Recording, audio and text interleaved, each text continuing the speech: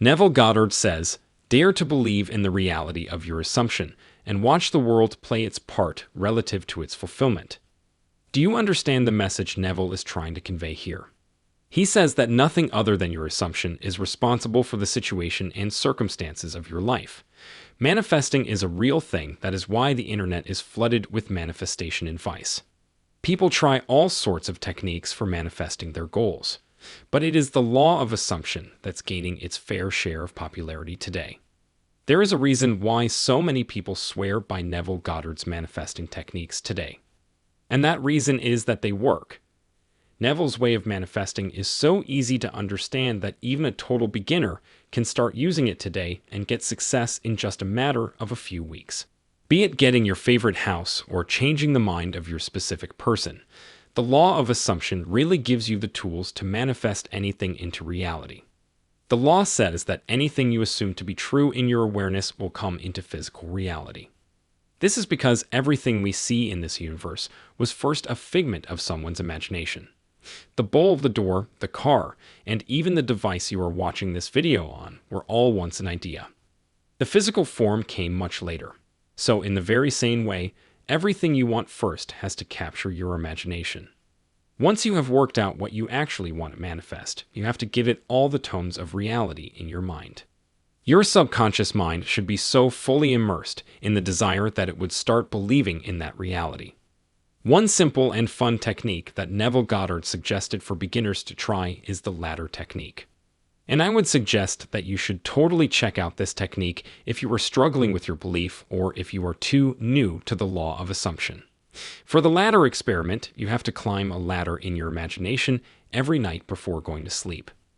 Yes, every night just as you are about to drift into sleep, there comes a time when you are half asleep and half awake. It's a drowsy state between total sleep and complete wakefulness. In this state, your brain waves are incredibly slow. This means the gateway to your subconscious is open. Whatever words, desire, or scene you think of in such a state gets impressed on the fabric of your subconscious. Although one single time is more than enough to fully impress your subconscious with your desire, still Neville suggests repeating it a few times to make sure that your message has really seeped in. Repetition is the key to success in the law of assumption. The more you repeat a thought or a scene in your mind, the more hardwired it becomes in the brain. Now, a big mistake people make with the ladder technique, or while imagining any other scene in their mind, is that they see them climbing a ladder or doing something from a third person's perspective. Most of us see the scene as some movie playing on the screen in our minds. Sorry, but that's totally wrong. Maybe this is the reason that you cannot feel your desire is real or you are not seeing any results. You are not supposed to be a spectator in the scene. You are supposed to be an active participant. So, you have to see the scene from a first person's perspective. You should see the scene with your own eyes.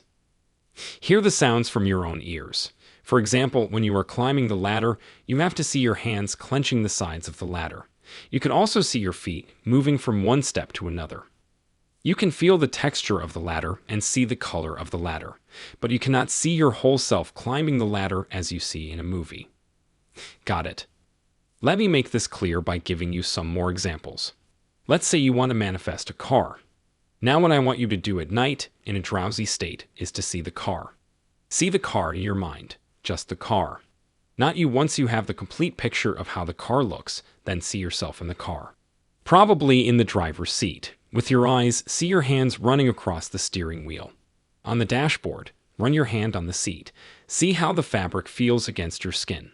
When you start the car, hear the engine roaring with your own ears.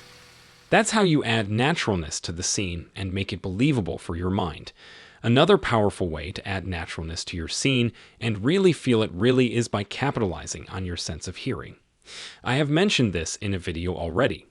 A lot of people get caught up in sensing, seeing, and feeling. Some of us are just not good at visualizing no matter what we do or how much we try. I have personally encountered this problem, so I know how frustrating it feels to not be able to visualize your future scene vividly in your mind. A cool trick here is to rely on your sense of hearing instead. Rather than focusing on what you will see when your desires become a reality, think of what you would hear. Maybe words of appreciation from someone, or the sound of the car's engine, or some good news over a telephone call. There are so many great ways to incorporate your sense of hearing into the scene, and it's easier too. If you want to get a job, hear your friend congratulating you for landing that awesome job. If you want money, hear someone important admiring the comfortable life you get to live. Remember, guys, without making your desire feel real, you won't get ahead with the law of assumption.